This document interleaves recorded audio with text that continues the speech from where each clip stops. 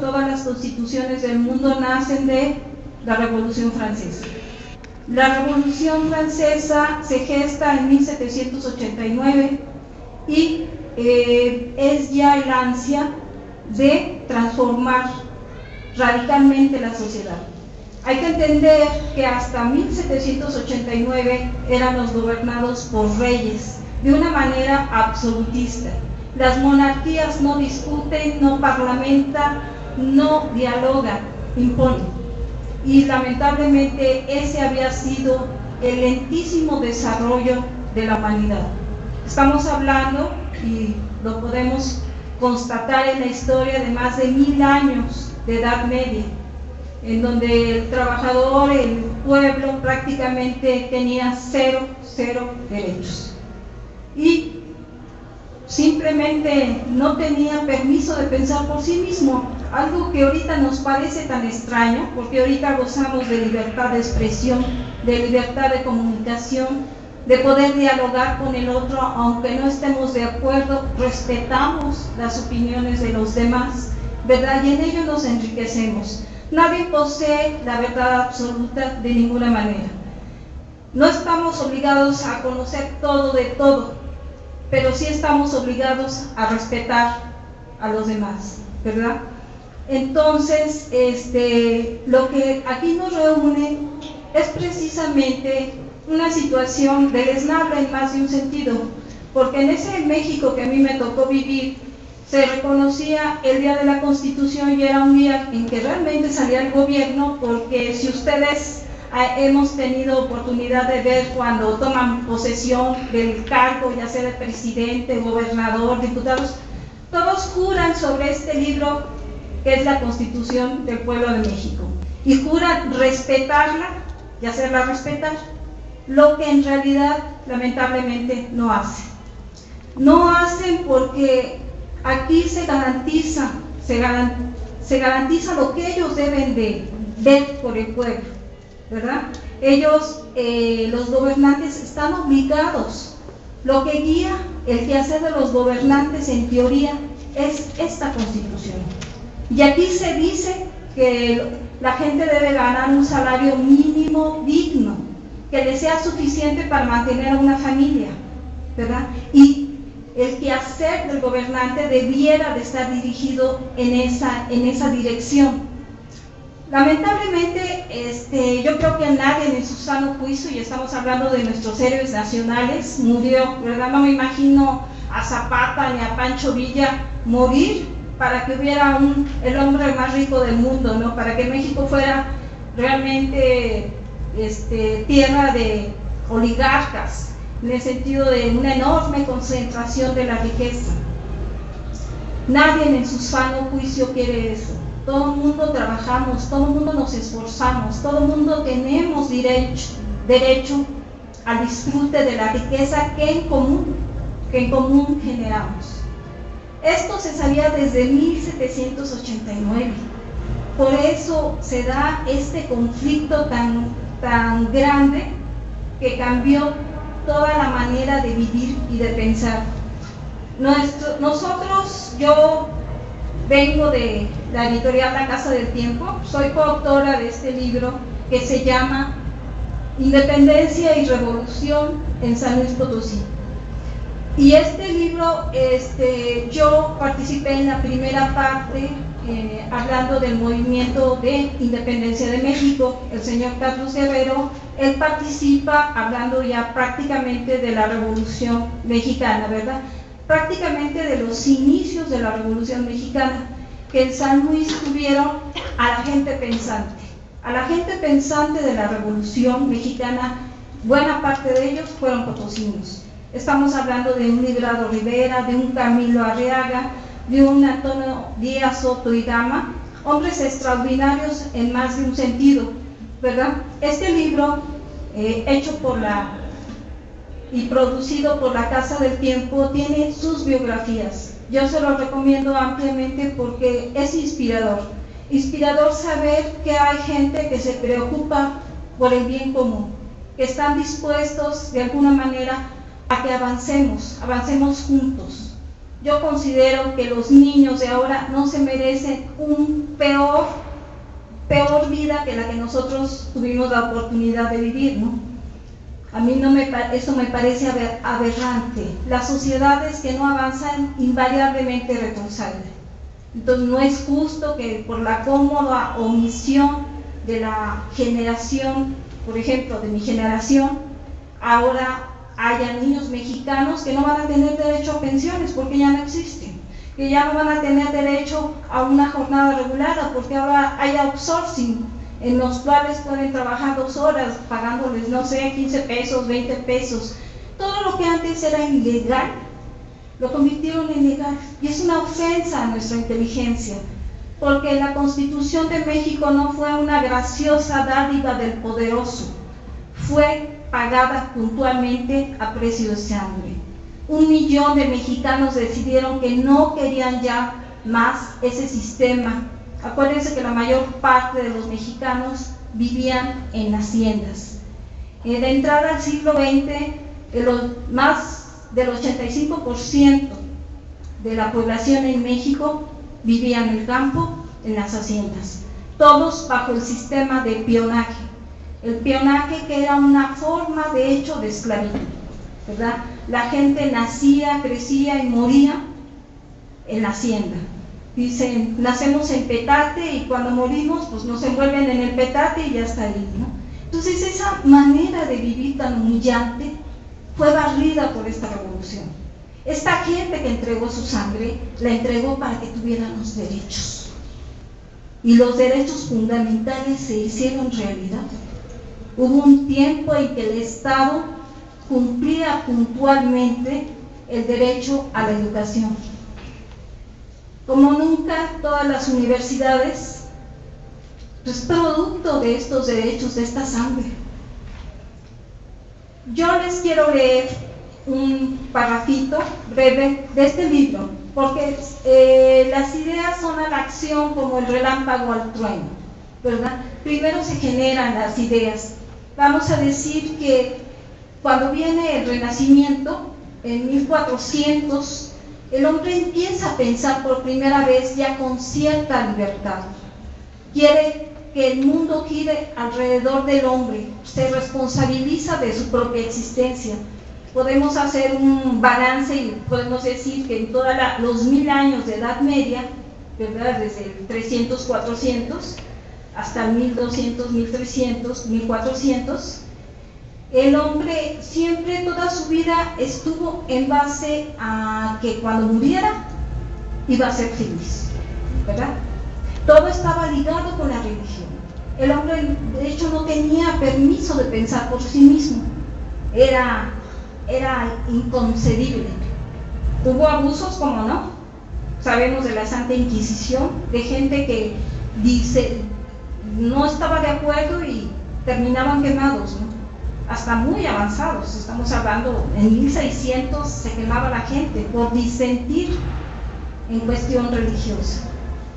Esto lo quisiéramos tener presentes, porque luego somos muy automáticos y creemos que todo lo merecemos y no entendemos que cada derecho, cada libertad ha sido duramente conseguida en el tiempo. Les quiero leer estas ideas que tanto impulsaron la Revolución Francesa.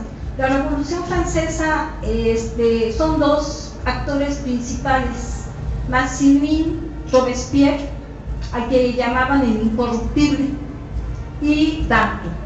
Son 2 personajes medulares que, con sus pensamientos, que a su vez venían de Juan Jacobo Rousseau, ¿verdad? Ellos se nutrieron mucho de las ideas de Juan Jacobo Rousseau y de alguna manera tuvieron el valor de llevar a cabo esta revolución, y les quiero compartir estos pensamientos.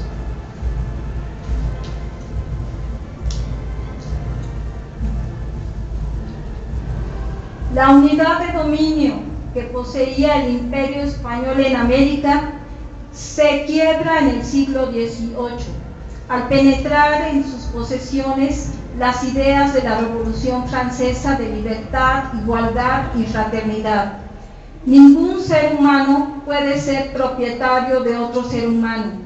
Al igual que la libertad tiene por límite la libertad ajena, es menester que la ley prohíba el uso del derecho de propiedad que atente contra la vida o la dignidad humana. Esto lo dice Danton.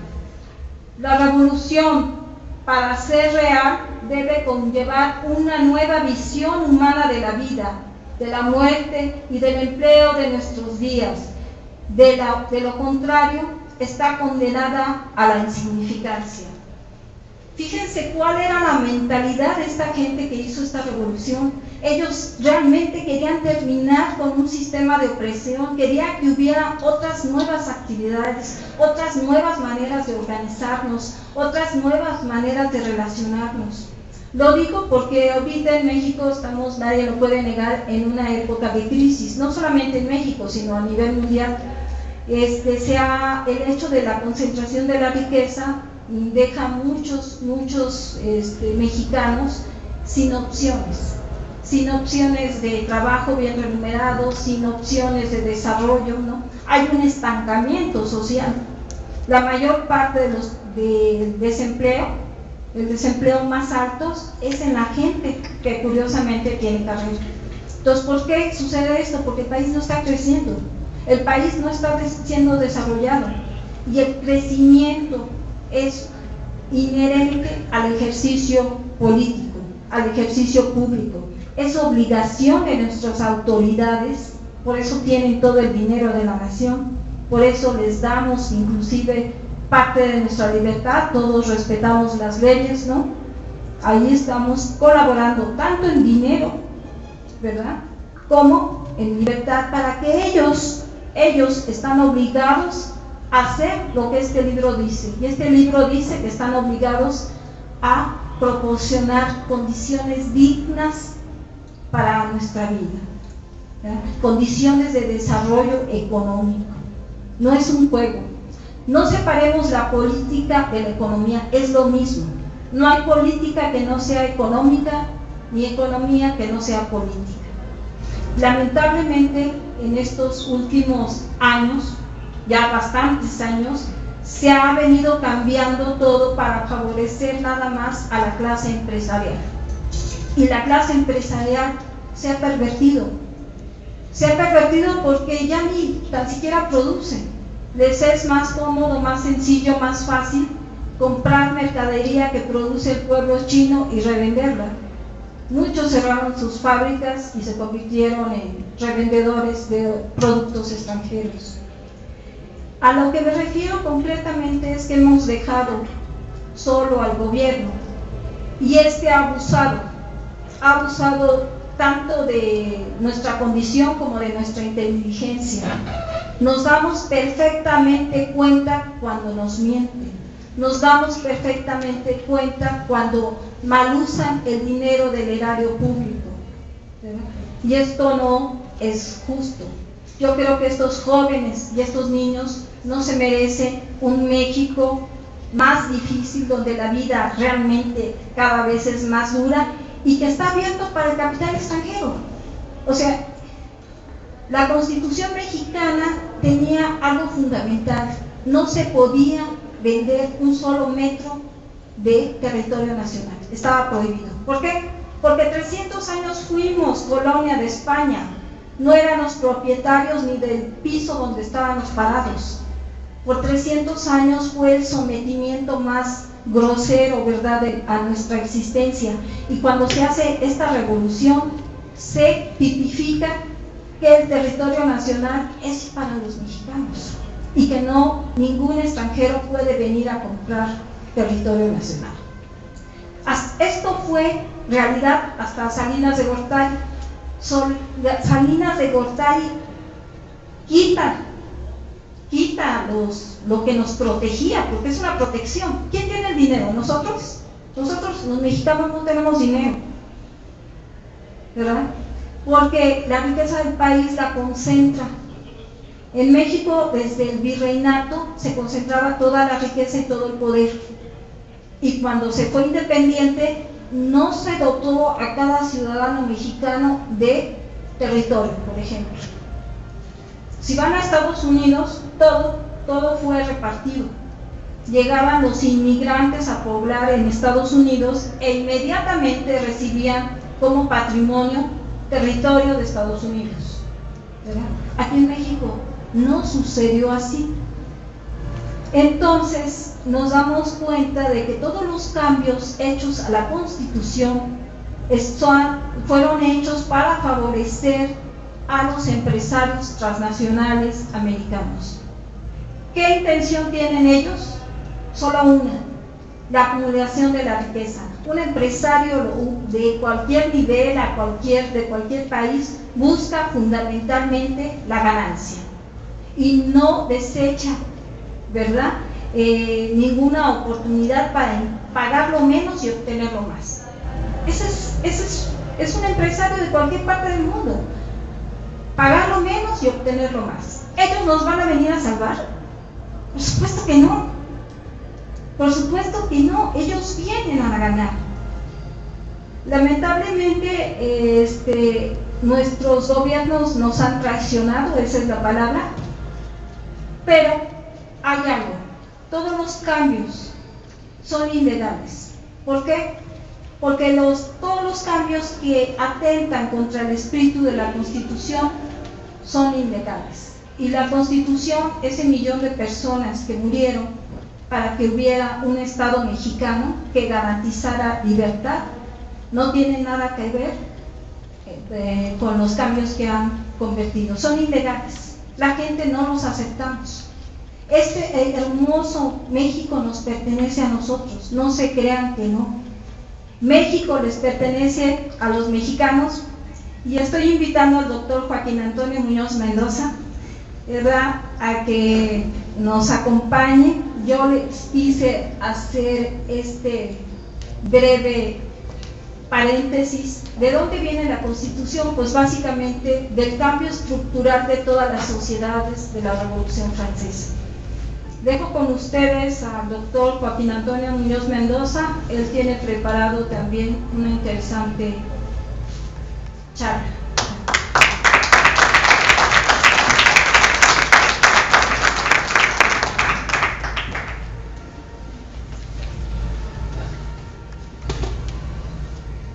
Buenas tardes y disculpen, pero me tocó un tránsito verdaderamente espeluznante ahí en la Alameda. No había manera de avanzar, ni un Audi pasó. Entonces dije, pues yo me quedo en mi trabajo, daba una fogata. Pero bueno, pues ya pude escapar. Muchas gracias por estar aquí con este frío, y vamos a tratar de empezar esta plática con pues una idea que se me venía a la cabeza en relación a lo que es la República, la Constitución y este concepto de libertad y tiranía que van pues al parejo de esos conceptos. Vamos en un edificio, fíjense, que sus paredes están llenas de alegría, de llanto, de angustia, de esperanza. Aquí en las mazmorras que hubieran, aquí en los interrogatorios que se hicieron en el siglo XVIII, siglo XIX, con motivo de este movimiento de independencia que se estaba llevando a cabo en nuestro país, y las autoridades, siempre las autoridades, pareciendo que defienden intereses ajenos que no tienen que ver con el principio de la ciudadanía, del pueblo, de las personas común y corrientes que andamos por aquí regadas, de estas personas que somos de infantería. Esas son las características de los monumentos históricos. Por eso no son edificios simplemente arquitectónicos, son monumentos históricos. Nos hablan de un pasado, nos hablan de lo que somos, y se quedan como testigos del futuro, no del pasado, porque esperan ver lo que vamos a lograr hacer, transformándonos o no transformándonos. Estas ideas de la Constitución, qué suerte de reflexión abarcan, yo soy historiador y pues he logrado conjugar la antropología en mi trabajo y siempre estoy con estas obsesiones del pasado primario, originario, de cuando la gente empezó a salir a caminar por los bosques, a caminar por las montañas, salir de las cuevas y empezar a tratar de apoderarse del entorno, apoderarse de lo único que tenían, que les podía dar cierta fehaciencia de que iban a lograr sobrevivir. Estamos hablando de esos seres originales, 30, 40, 50,000 años que andaban por aquí regados, haciendo de las suyas y tratando de organizar una vida que les permitiera la subsistencia. ¿Y cómo organizar la vida? Bueno, primero atrapando la territorialidad, primero atrapando el entorno, primero atrapando la información que les podía hacer eso, sobrevivir. Nosotros hoy vamos a una biblioteca y tratamos de sacar la información que necesitamos para construir un puente, una casa, un camino. Aquello lo tenían que sacar simple y llanamente del plano existencial, del vivencial. Tenían que mirar lo que había alrededor y ir sacando las consecuencias de la naturaleza, y esas consecuencias de la naturaleza les permitía construir cultura. Entonces, el inicio de la aventura humana pues inicia precisamente con eso, con la capacidad de registro de los elementos culturales que se apropie uno de ellos para poder solventar el plano de existencia biológica, después existencia social. ¿Y cómo hacer la existencia social coherente? ¿Cómo no matarnos los unos contra los otros? ¿Cómo hacer armónicos los intereses de un grupo con el otro grupo? Pues la única forma que había que hacer era llegar a acuerdos, y esos acuerdos van a inaugurar, sin saberlo, lo que vendrá a ser después el plano conceptual de la democracia. Porque la democracia no la inventamos para estar todos de acuerdo, la democracia está inventada para que podamos disentir los unos de los otros sin tener que matarnos. Entonces, esa inauguración de la capacidad del hombre de discutir, de llegar a algún acuerdo, o no llegar al acuerdo, pero saber convivir con el desacuerdo, es el que inauguraba este concepto que después en el siglo XIX y en el siglo XX vamos a tener como una suerte de banderas reivindicativas. Y esos hombres empezaron a juntarse, empezaron a discutir, empezaron a tratar de llegar a acuerdos, se dieron cuenta de que no bastaba con tener una idea que defender, sino que después esas ideas debían de perdurar para la memoria histórica de los que continuaban el viaje. ¿Y cómo hacer perdurar la memoria histórica? Pues a partir de que tuviéramos un esfuerzo, diríamos, mnemotécnico, vamos a trabajar con la cabeza y acordarnos en qué quedamos el día anterior. Pero después de eso no bastaba, porque bueno, fuimos creciendo como especie, fuimos creciendo como grupos y colectivos, y entonces necesitábamos dejar documentos de esos acuerdos, y esos documentos empezaron a cobrar importancia, no solo como un material escrito, como una letra muerta, sino como el testimonio de la memoria de cada uno de nosotros dentro del colectivo, dentro de la comunidad. Y la memoria iba creciendo porque íbamos creciendo en números, íbamos creciendo en expansión y en desarrollo cultural, y la memoria, repito, iba creciendo y necesitábamos no solo poder hablar, necesitábamos poder escribir, necesitamos empezar a construir lenguaje. Todo eso era la necesidad que teníamos enfrente para podernos poner de acuerdo. Y vamos a encontrar por ahí de hace cerca de 4,000 años, primer testimonio escrito que podemos constatar de unos seres humanos que están tratando de ponerse de acuerdo, y es lo que hoy conocemos como el Código de Hammurabi, que unos escritos que se hacen en barro con lo que se llamaba escritura cuneiforme, se ponían una serie de cuñas dentro del barro, después se cosía, y esas tablillas, esas tabletas de arcilla son las que empezaron a constituir los primeros documentos escritos en un material ajeno, diríamos entre comillas, al diseño natural que pudiera tener este mismo, y empezamos a escribir ese código, y en ese código hablábamos de cómo castigar a la gente si se le robaba algo, si se metía con la mujer del otro, si asesinaba a otra persona. Era un esfuerzo para tratar de romper con ese código arbitrario de lo que yo digo, de lo que tú dices, de lo que el rey dice, de lo que el tirano dice. El tirano es el individuo que ejerce tirantez sobre la voluntad de las personas, tiene capacidad de decisión. A la capacidad de decisión es a la que nosotros llamamos poder. Entonces, cuando decimos tiene mucho poder, es que tiene mucha capacidad de decisión. Y en aquel entonces se tenía esa capacidad de decisión, se trató de poner en un documento, ese documento era de barro, y ahí empezamos a caminar con nuestra historia historiográfica, valga la pseudo redundancia, de lo que es el hecho del pasado y lo que es el registro del hecho del pasado, es historia e historiografía. Y empezamos a trabajar con esto, y con eso tratamos de darle una secuencia constructiva al desarrollo de nuestra sociedad. Posteriormente, pues nos vamos a encontrar con que por allá del año 600, pues en esta época en donde el profeta Mahoma empieza a irrumpir por los desiertos de Mesoriente, donde nos vamos a encontrar también con la necesidad de empezar a documentar, a dejar testimonio escrito de la voluntad de los seres humanos en relación a ellos mismos. Cómo ponernos de acuerdo, cómo podemos trabajar para estar de acuerdo en una cosa y que todos pongamos esa voluntad de acuerdo y no disentamos.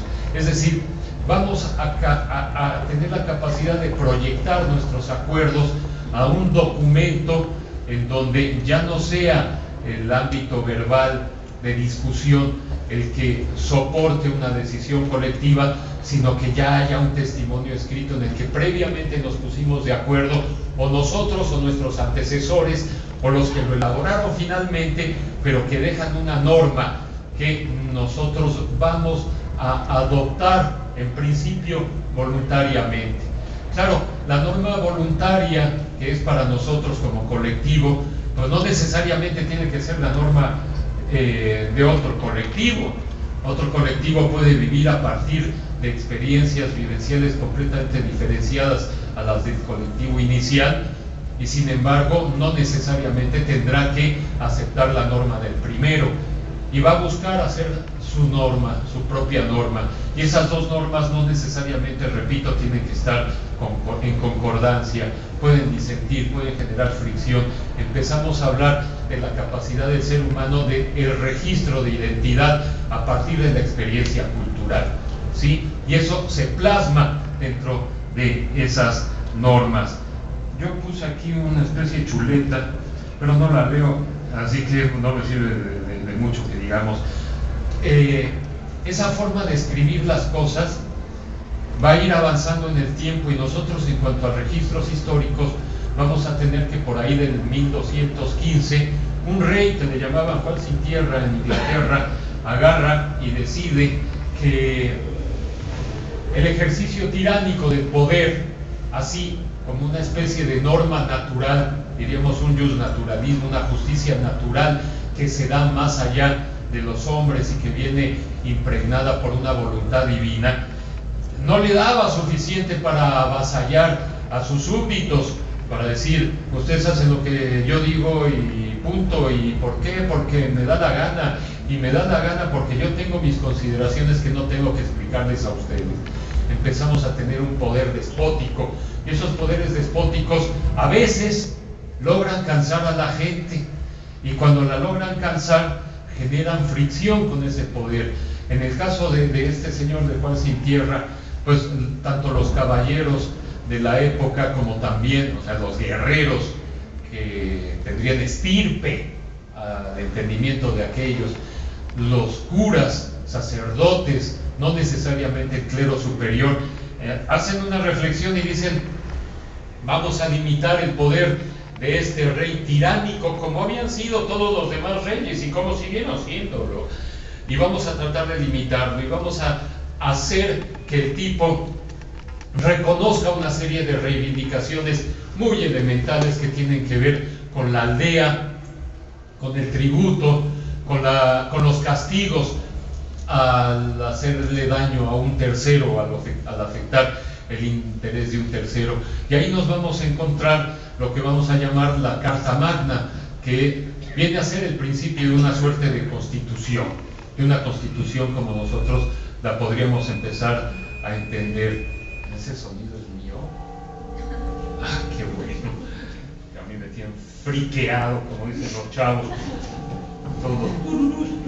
Bueno, pues ahí estamos.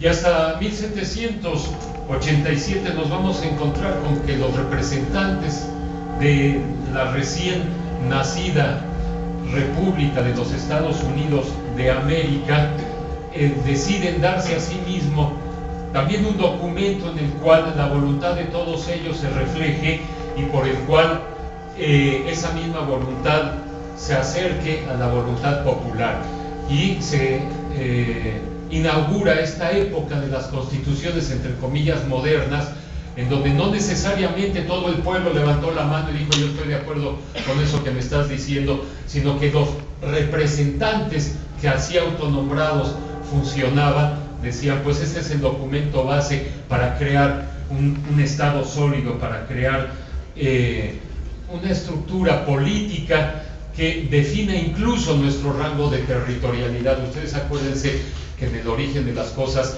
la territorialidad estaba dada por la visión. Hasta donde llegaba mi visión era mi territorio, y esa era una función de los chamanes, poder localizar y determinar el territorio mágico religioso en el que el colectivo se iba a desarrollar. Y nos encontramos pues en un siglo muy curioso que es el siglo XVIII, en donde las ideas de libertad, las ideas de la reflexión relacionada con los principios divinos de poder absoluto, de heredad de ese poder empiezan a cuestionarse. Se hacen críticas sobre ese poder absoluto de los reyes y los lazos de consanguineidad, ¿sí? Acuérdense ustedes aquel ejemplo, aquella imagen simbólica en la que llegan los ilustrados y tienen una silla, la silla de a los que se les está haciendo un juicio. Se levanta uno de ellos y dice, aquí está Dios, ahora demuéstrate, ¿sí? Yo no te voy a demostrar, si tú existes, demuéstrate a ti mismo. Es un momento de criticar, de poner en tela de juicio los conocimientos, a partir del conocimiento a su vez enciclopédico, que era el que estaba de moda en aquel entonces. Era una corriente cognitiva que permitía que la gente fuera atrapando información del pasado y después generar correspondencias hacia el futuro. Entonces nos vamos a encontrar con que hay un proceso de crítica. Crítica quiere decir poner en crisis las cosas, poner en crisis todas estas ideas que nos vienen del pasado, de los poderes absolutos, de los reyes que son dueños de amos, haciendas, vidas. Y hay un proceso de crítica que se va a dar en la zona que hoy conocemos como Francia, en donde esos ilustrados van a empezar a generar una nueva manera de entender la realidad. Aquí nosotros tenemos que hacer una especie de paréntesis en el camino, porque la realidad no es que esté ahí esperándonos a que sea usurpada, tomada por asalto por nosotros. La realidad, entendámoslo, es interpretación. Nosotros interpretamos la realidad a como nos da la gana. Nosotros generamos marcos referenciales que nos permiten entender el entorno en el que vivimos de una forma de entenderlo a otra forma de entenderlo. No es raro que haya un grupo en el gobierno que piense que las cosas son como ellos dicen que deben de ser y que por tanto traten de imponernos ese marco, ese esquema, esa interpretación de la realidad.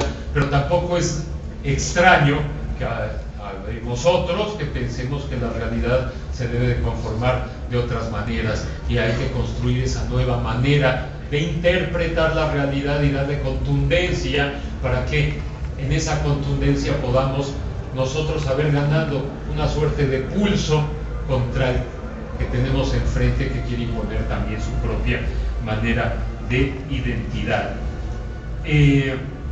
Dentro de ese contexto, nosotros nos vamos a encontrar con que siglo XVIII y siglo XIX tenían un postulado fundamental en términos filosóficos que aterrizaron tanto en las declaraciones de independencia de las naciones como en sus propios documentos constitutivos, es decir, en sus constituciones políticas, y es la idea de felicidad.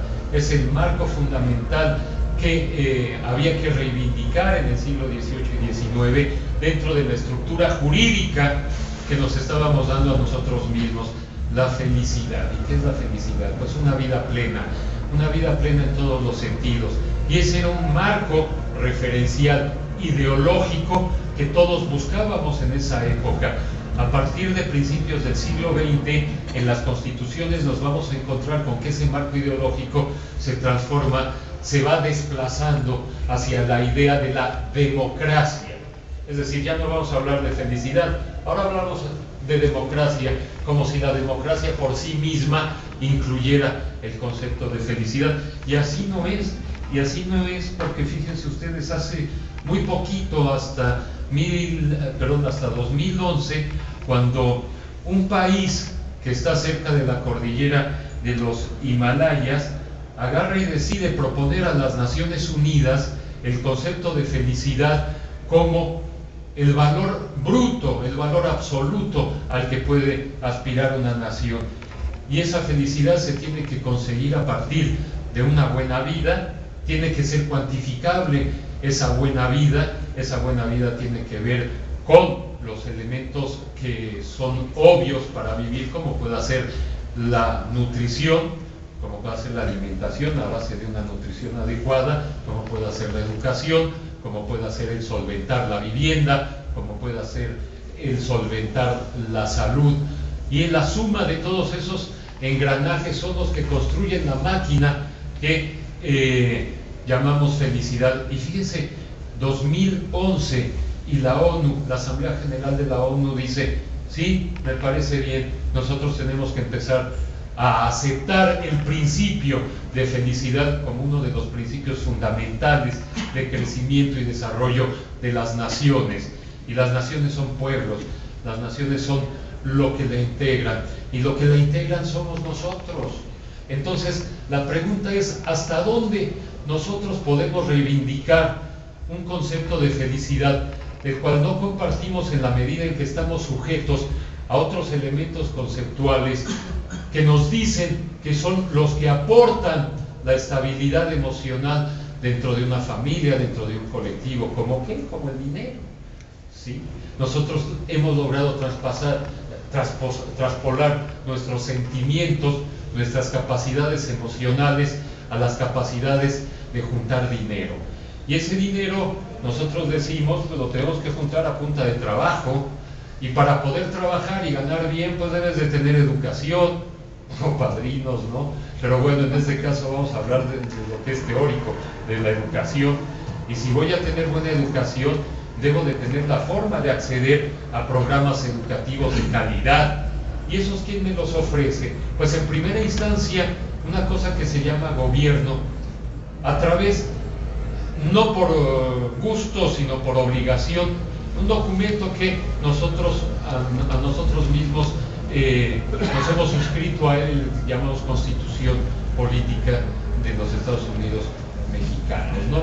De todas las constituciones políticas que han habido, hoy 5 de febrero estamos celebrando en particular una, la de 1917, que es una constitución que emana de un movimiento armado. No está emanando de un movimiento intelectual, no está desarrollándose a partir de ideas políticas, no está desarrollándose más que de la necesidad del pueblo de reivindicar su capacidad de sobrevivencia. Ya no estoy hablando de felicidad, ni mucho menos, no estamos hablando de sobrevivir. ¿Sobrevivir sobre qué?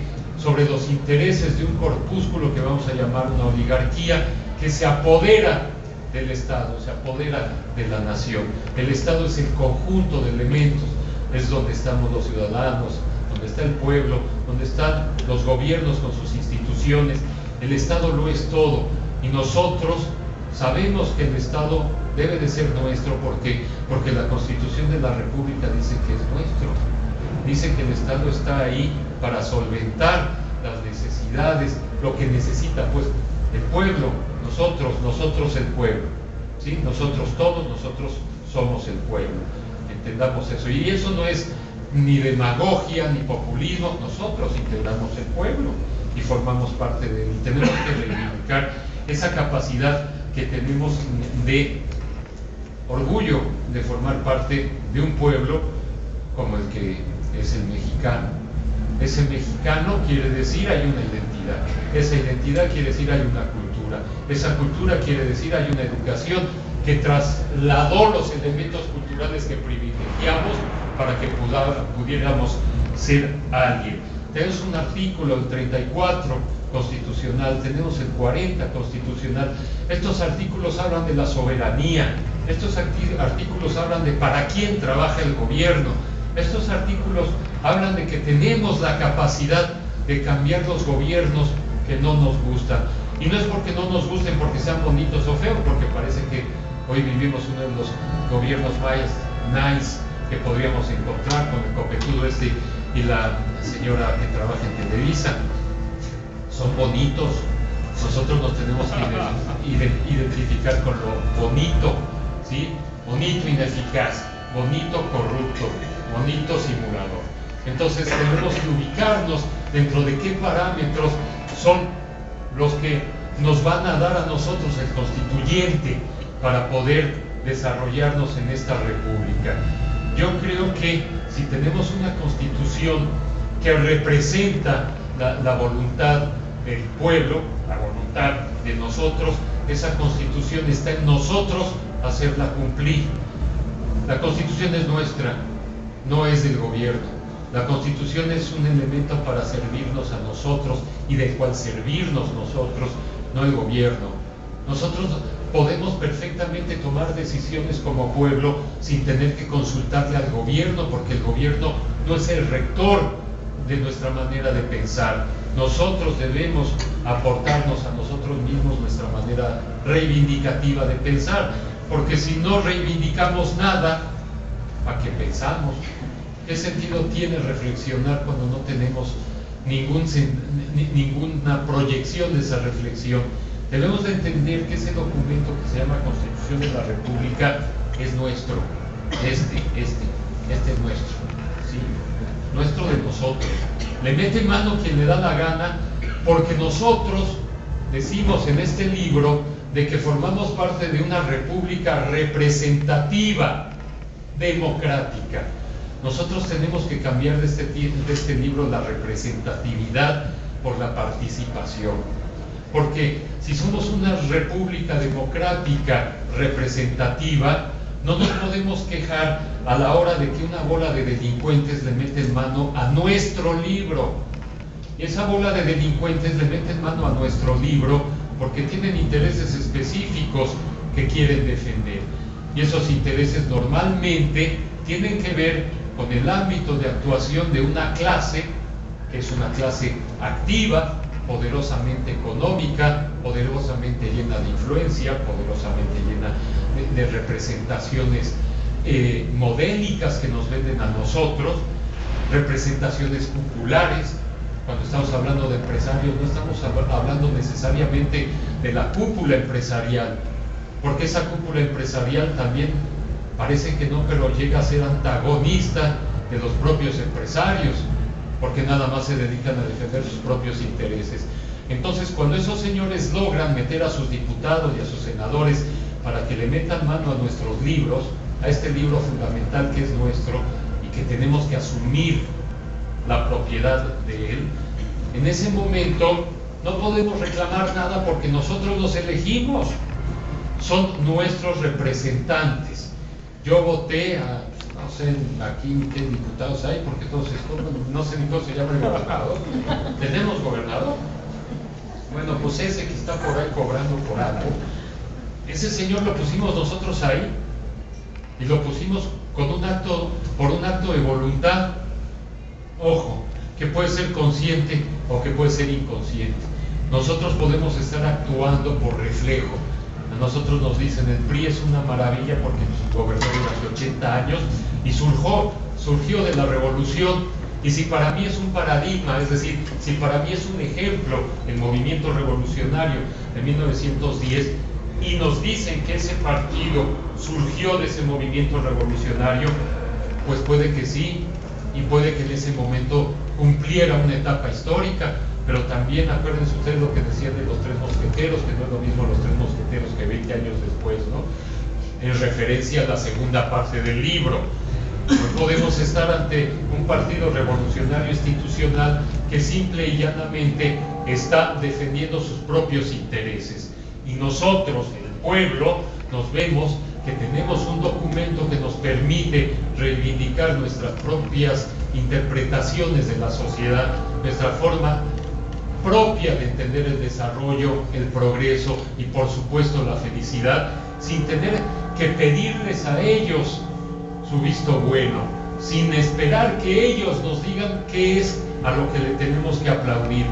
Creo que para eso necesitamos el otro espacio, el de la conciencia. Nosotros tenemos que formarnos entre nosotros mismos para entender que si algo no sirve, hay que cambiarlo. Y si nosotros tenemos la capacidad de cambiarlo, pues hagámoslo.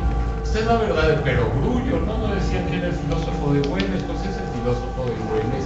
Si esto no me funciona, lo cambio, porque tengo la herramienta para cambiarlo.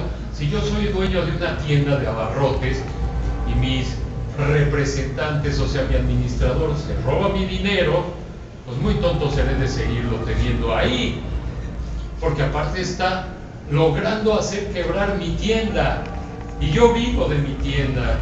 Entonces, ese administrador al que yo he puesto, si no me funciona, lo tengo que sacar. Uy, pero resulta que el administrador ya sacó las garras y ahora dice de que él es dueño, que porque tiene un poder notarial que implica que él puede hacer lo que le da la gana. Tenemos que revocar el poder. ¿Y cómo revocamos el poder? Pues en este caso a través de las urnas. Tenemos que hablar con nuestros vecinos, decirle, señores, nosotros vivimos en una democracia representativa. Cambiemos los referentes de nuestra vida y empecemos a trabajar en base a nuestra Constitución en una democracia participativa, en donde nosotros, el pueblo, tengamos la capacidad no de quemar iglesias, no de comer niños, no de emplumar curas, como dicen que puede pasar cuando la gente con ideas abiertas puede llegar al poder gubernamental. No, simplemente a partir de lo que es elemental y justo. Es muy comunista agarrar y decir que todos tengamos una buena educación. Es asquerosamente anarquista el que nosotros podamos decir vamos a ajustar nuestra Constitución para que sea eficiente para nosotros mismos y en base a ella podamos, por ejemplo, subirnos el sueldo, no el de los diputados o senadores, sino el nuestro, ¿no? Eso es anarquista, eso es comunista, eso es socialista, eso es leninista, stalinista, maoisletunista. No, es simple y llanamente lo que dice aquí, y nosotros lo escribimos. Eso es lo más paradójico del tema. Léanse el artículo primero, el artículo segundo, el cuarto, váyanse al 16, ¿sí? Nadie podrá ser molestado ni a su familia, ni en su persona, ni en sus documentos, previa orden del juez correspondiente y tal y cual. Y a nosotros nos violan día a día nuestros trabajos, la fiesta donde están nuestros hijos, nuestras reuniones cuando nos juntamos en el parque a hablar de política. Nos puede llegar cualquier clase de mandril a decirnos, aquí no se comen bananas. Pues sabe que yo como el plátano donde me da la gana, ¿sí? Usted no tiene por qué decirme que no, porque yo tengo mi libro. Ahora, tenemos que hacer respetar este libro. Pero si no somos los primeros en creérnoslo, en conocerlo, en de vez en cuando leerlo, por lo menos los artículos que tienen que ver con las garantías constitucionales, los artículos que tienen que ver con la formación del Estado, los artículos que tienen que ver con nuestra capacidad de cambiar las cosas que aquí vienen. Si no lo sabemos eso, pues tenemos problemas. Ahora, si yo no soy autodidacta, pues vamos a juntarnos 3, 4, 5, 6, vamos a leer de qué trata la Constitución. Esta Constitución no lo hicieron los comunistas rojos de la Unión Soviética, lo hicimos nosotros, los mexicanos, recién salidos de una revolución agraria, que lo único que reivindicaba era nuestra capacidad a la felicidad. Era lo único. Pero parece que eso es mucho para mucha gente que está en otras esferas del poder. Tenemos que hacer regresar las cosas a su cauce. El cauce es un cauce constitucional, el cauce es un cauce participativo. Tenemos que dejar la desidia de lado. Yo veo a mis hijos, son unos vagos. Y no porque sean unos juniors, sino porque así son todos. Parece que no hay capacidad de decir, oye, ¿qué es lo que me espera en el futuro? A 3 días vista, yo voy a tener que trabajar, voy a poder tener una familia, pues dependerá, porque si tengo un hijo cuesta, 2, pues es el doble, 3, pues ya ni digamos, 4, pues me hago a saltabancos, o los vendo por kilo, abiertos en canal. Pero otra manera para mantener a nuestros hijos, ¿de dónde vamos a sacar un empleo reivindicatorio de nuestras propias necesidades? Tenemos que pelear por ello, igual que se peleó por esta Constitución.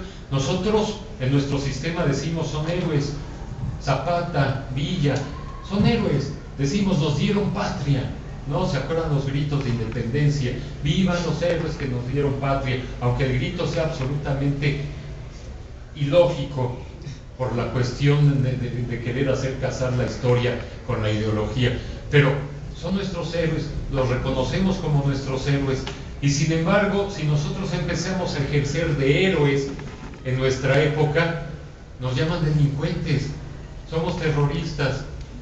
No, eso es una clasificación que nos pone el otro, el que no participa de esto, el que no estuvo de acuerdo, el que no se enteró cómo se construyó esto, el que es ciego de nuestra historia, el que es incapaz de entender a su pueblo y trata de salirse del concepto de pueblo.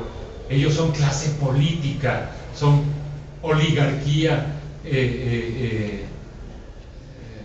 comercial, son oligarquía industrial, son banqueros, no son pueblo.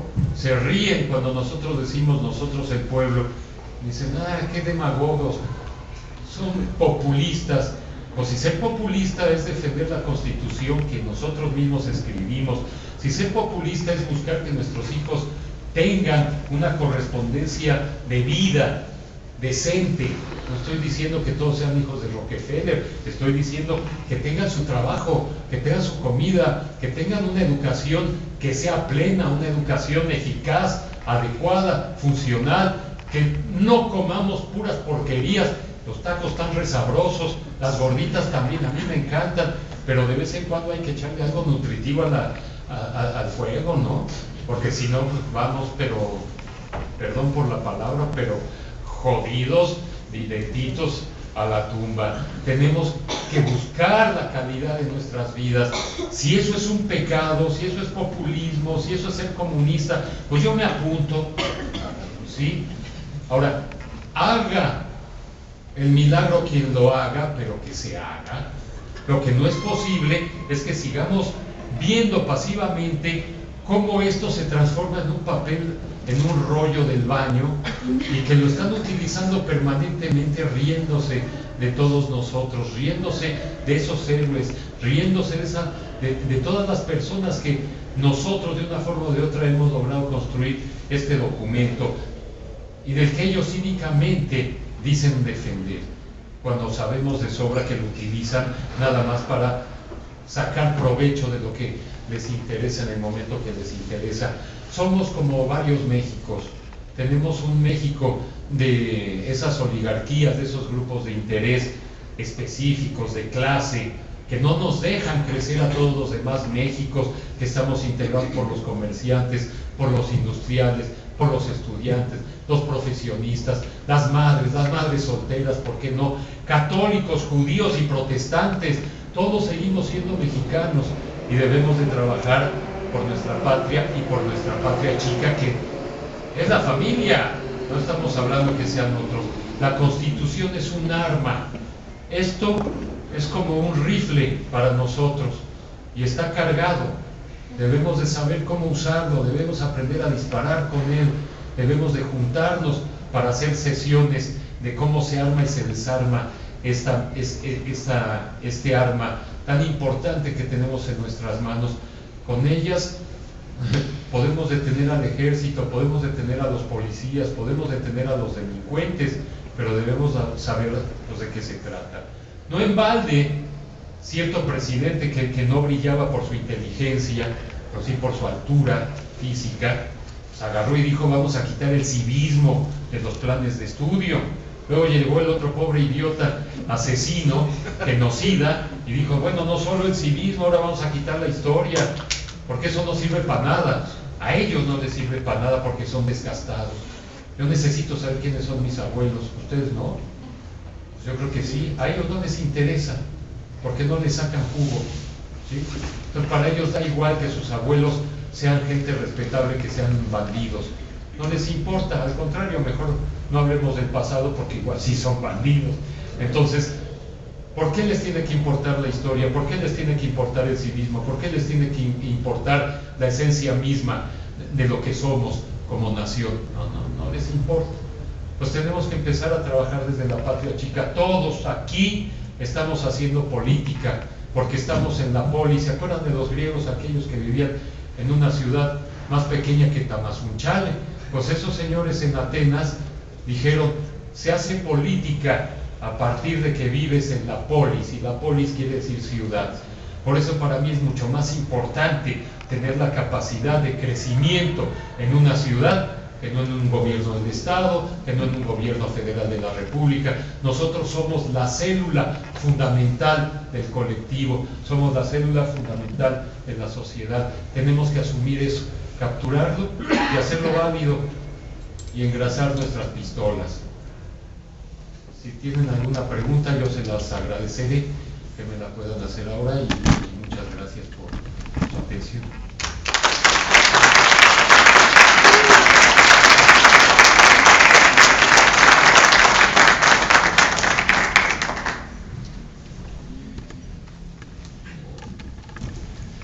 En primer término, felicitarlos por ese valor de manifestar públicamente la necesidad que tenemos de conocer nuestra propia Constitución.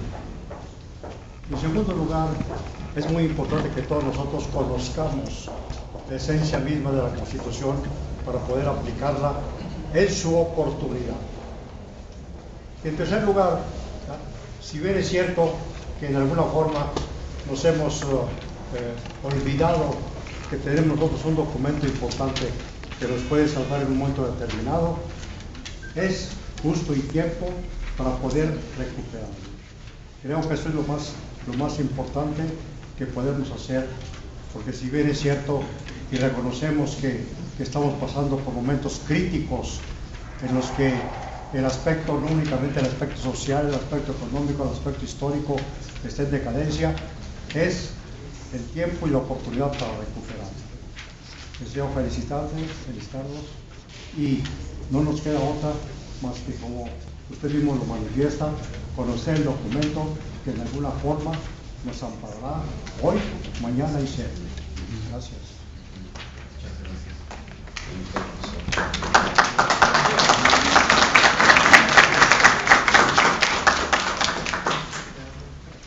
Doctor, quería preguntarle qué opinión le merece las nuevas corrientes de ideas que se han publicado a través de los años, tal vez desde el levantamiento zapatista para acá. Estaba en la segunda mesa de diálogo, en los diálogos de Cristóbal, de allá de Cristóbal de las Casas. La primera mesa el primer tema fue de ejecución indígena. La segunda mesa era de democracia y justicia social. Y dentro de esos los subtemas había también para discutir, claro, con el gobierno federal, pero no se llevó a más la de un nuevo constituyente, y por ende tal vez ahora se comprende que se pretendía una nueva constitución. pero ellos lo veían, creo que desde su cosmovisión y desde su vivencia también social, milenaria de practicar la democracia comunitaria, por decirlo así. Y me parece que ahora se vuelven a renacer esas ideas por la tantas contrarreformas, ¿no? Que le han hecho a la Constitución y anda la misma el 17, tal vez desdibujada y destrozada y sometida tal vez a los designios del imperio, desde luego, particularmente, ¿verdad? Entonces, ¿qué opinión le merece nuevas ideas, los llamamos y que nos da el derecho, ¿verdad? El artículo 39, como usted lo menciona ahí. Sí, mire, yo llevo 21 años, no, yo no puedo hablar por los indígenas de nuestra nación, por supuesto, en lo absoluto, pero llevo 21 años trabajando en comunidades indígenas por mi profesión. Debo decir varias cosas. Primero, vivimos una suerte de mito de lo indígena, en donde tenemos como la idea de que existe un paradigma de libertad dentro de la propia estructura administrativa y gobierno de los indígenas, y debemos tener claro de que la administración indígena dentro del cuerpo indígena es profundamente lineal, es profundamente poco democrática. Ellos no tienen el concepto de esta democracia ateniense que nosotros podemos tener. Ellos funcionan bajo otras metodologías de trabajo, tienen consejos comunales donde se toman decisiones, pero viven una contradicción que les hemos impuesto. Por ejemplo, los PAMES dicen: las madres PAMES, nos dice con sus ancianos, las madres PAMES son madres que tienen que ser depositarias de todas nuestras tradiciones, de lo que somos, de nuestra identidad. Y la madre PAME agarra y te dice: bueno, yo tengo a mis 5 hijos y los tengo que educar como PAMES. No, sí, hoy, como les dice. Sí, hoy. Como PAMES. ¿Y cómo le hago para educarlos como PAMES si quieren tenis Converse? ¿Y cómo hago para educarlos como PAMES si quieren una troca? ¿Y cómo hago para educarlos como PAMES si el dinero con el que pueden comer está en los Estados Unidos y ahí no hablan PAME? ¿Y cómo les puedo hacer, ya no en Estados Unidos, para que en la ciudad de San Luis Potosí puedan demostrar que son PAMES si ya no tienen la territorialidad que le da sentido, porque ahí viven los númenes, ahí vive la historia, ahí vive la familia, las almas, todo esto que te hace ser PAME, orgullosamente PAME? ¿Cómo le hago para hacer esto? Y entonces la madre se ven en un, voy a decir un terminajo gringo, un hándicap, para tratar de corresponder a su responsabilidad histórica como depositarias de la esencia de lo PAME contra un hecho material de corte económico que es: me voy de Santa María a Acapulco porque me tengo que ir a trabajar a piscar X cosa en casa del diablo. Ya vendré, y cuando regreso, pues traigo mi refresco Coca-Cola, traigo mi troca. Estoy dejando jirones de ser PAME por todos lados. Y lo mismo le pasa a los Tenec, y lo mismo le pasa a los Náhuatl. A mí me parece, tengo claro, que va a llegar un momento en que todas nuestras etnias, tarde o temprano, se van a asumir como mexicanos. Se van a asumir ya no como PAME o como Tenec, sino como sujeto de ciudadanía nacional. ¿Cómo es posible que nosotros en el discurso oficial digamos: guarden sus tradiciones, y por el otro lado te obligue a que vayas al sistema médico de salud nacional? ¿Cómo te digo, guarda tus tradiciones, y en la misma medida te digo, vete a la escuela primaria que está ahí rural con el maestro? O sea, yo te voy a enseñar que ese oso me mima, o cómo decís, ¿cómo era? Todos lo vivimos, no se hagan. Al menos mi mamá me mima, y ese oso hace sus cosas.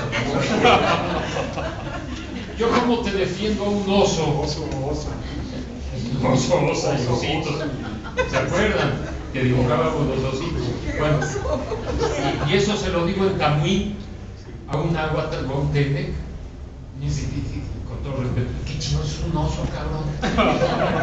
No, pues el del Bimbo. O sea, vivimos una inconsecuencia sistemática. O sea, yo les voy a dar una educación bilingüe, wow. Aquí va a estar mi libro en castellano y el texto también que va a estar en Tenec.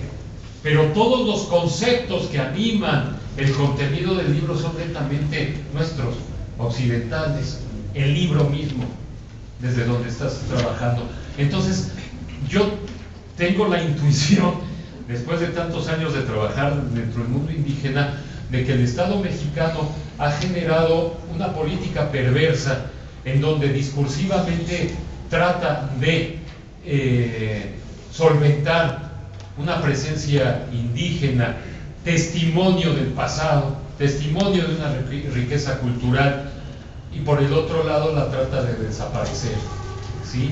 Entonces debemos de ponernos de acuerdo todos nosotros, empezando por los indígenas. ¿Qué quieres ser? ¿A dónde quieres batear? ¿Para dónde te quieres ir?